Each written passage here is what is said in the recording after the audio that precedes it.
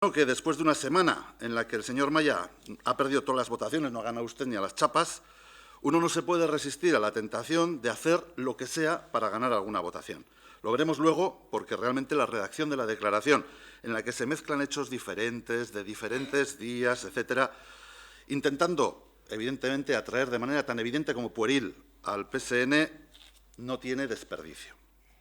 Señor Maya, el día 15 de junio de 2019, en ese sitio donde está usted ahora mismo sentado en su discurso de investidura, manifestó usted su intención de ser el alcalde de todos los pamploneses. Imagino que de las pamplonesas también, aunque no lo dijo. Tardó exactamente 21 días en incumplir esa promesa. El día 6 de julio impidió usted que 9 concejales y concejalas de su corporación, un tercio de la misma, que representa sin duda alguna a más de un tercio de la población de Pamplona, sacara al balcón consistorial una icurriña de pequeño tamaño, una icurriña de mano. Impidió, por tanto, que portaran en mano una bandera absolutamente legal, democrática e incluso constitucional. Por cierto, no como la que uno de sus concejales ostentó la semana pasada en Leiza.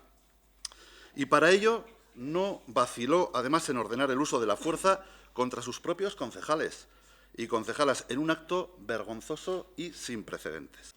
Nada importa que se trate de las fiestas de nuestra ciudad, un periodo en donde la alegría y la convivencia debieran primar por encima de todo.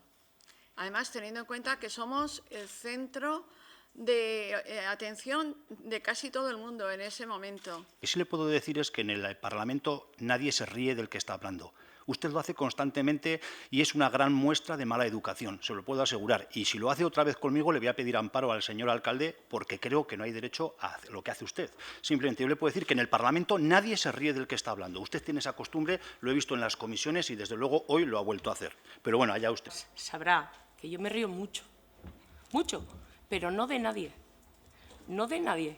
Comprobará que me río constantemente, porque soy así y me río constantemente. No se dé por ofendido. Hay otra gente que también se da por ofendido. Generalmente suele ser personas que no participan de lo mío, pero les aseguro, y mis compañeros le podrán testimoniar, que me río mucho.